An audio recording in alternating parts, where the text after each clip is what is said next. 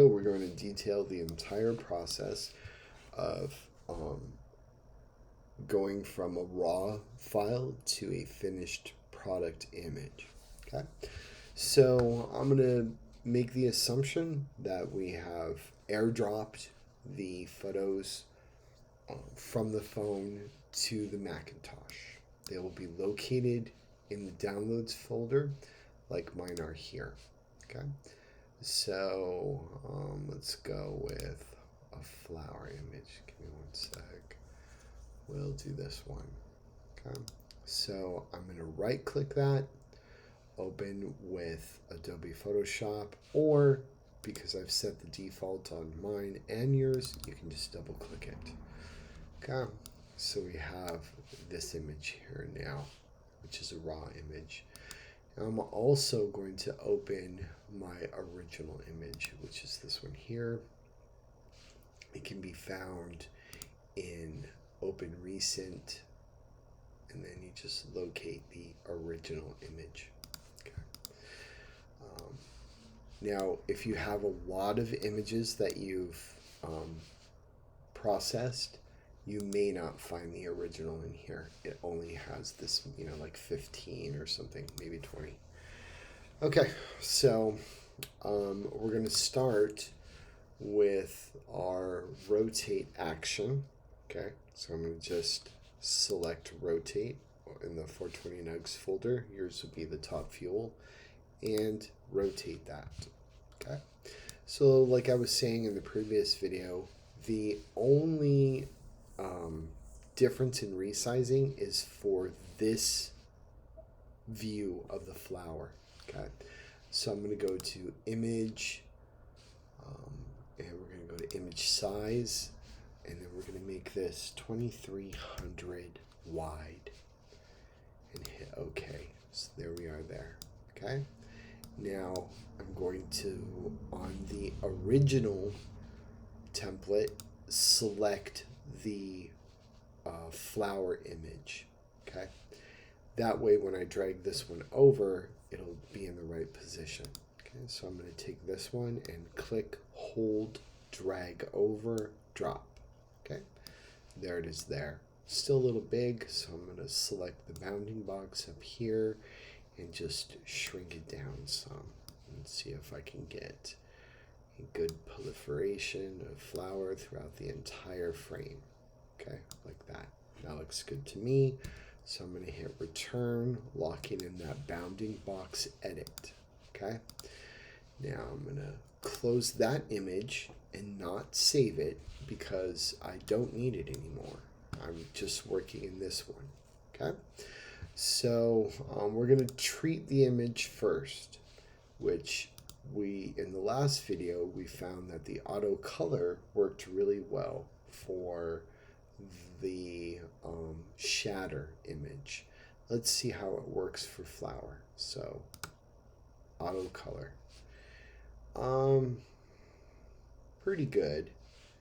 I don't know that that is actually the correct green. This still looks a little yellow heavy to me. Also, it's pretty cool. So let's look over here. Okay, still pretty blue, right? So I'm just going to put that back, and then I'm going to undo that. See, that's more green. So you get green with yellow and blue. Okay, so I'm going to go over to my adjustments, image adjustment, and then we're going to go into color balance. Try there. Okay, so in the highlights or midtones, I'm just going to add about 10 red, and then maybe just a little bit of yellow. Let's see, maybe just 5 like that. The shadows, do the same thing. Whoop, that looks like old weed suddenly. Okay, let's take it back to about 5, and let's see how this is looking. About right there, which is, we'll stay with 5 added blue. Highlights. We're going to add just a little bit of red. We don't really have a lot of highlights here to really look at, except back in here. But that's blocked by shadow. So I'm going to leave that alone and just hit OK. And then look at, looks less blue. That was the original.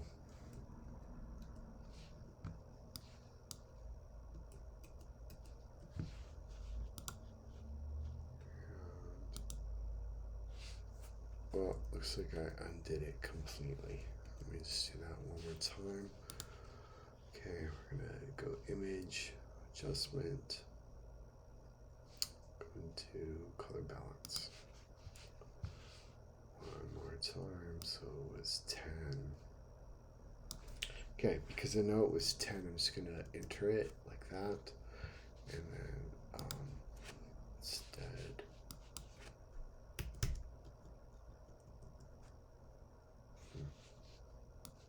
five and 5. Okay, and the shadows is 10 and oops, so picky. It's to be a 0 and 10, just like that. Well, that's not the original one that I had. Let's see, looks a little old to me, right? Like old weed. So let's put a little blue in there. That brings up the green. Okay. There we go. That's more realistic of what it looks like. Okay, so I'm gonna hit OK. All right. So the next thing I'm gonna do is bring up the levels palette and just check it, make sure that it looks okay. This one looks all right. Don't really want to brighten it up or anything. It already is correct. So I'm going to leave it at that. I find that it's better to have it kind of neutral because you don't know what type of display you'll be viewing it on or the customer will be viewing it on. So they could be looking on their phone, they could have an old phone, they could have, you know, an Android versus iPhone. There's so many variations, so many variables of screens and viewing methods that it's hard to try and optimize it for any singular one. So it's better to just try and get it in the ballpark of looking good. All right, so now that that's adjusted, we're going to do the keyboard shortcut of Shift, Option, Command, Save, launching the Save for Web palette. Okay, and then we're going to review that JPEG size, which 947 is way too much. So we're going to put that down to high, which drops it to about 355. Still pretty high in my book. Okay, so we'll take that to 30, which brings it to 200. Now this bottom threshold, this is really the bottom threshold, medium. You don't want to go to low because what ends up happening is that you get odd pixelation and it just doesn't look very clear, right? You can see in the edges there, you're getting pixelation. Around the logo, you're getting pixelation. So I'm going to put it back up on high, and you see immediately that smooths out and goes away.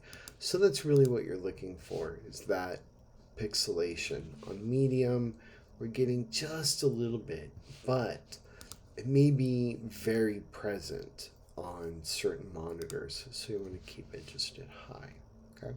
So even though 355 is large, in my opinion, it should be around 100. We do have software on the website that will reduce the file size, so we can also shrink it down on the website as well.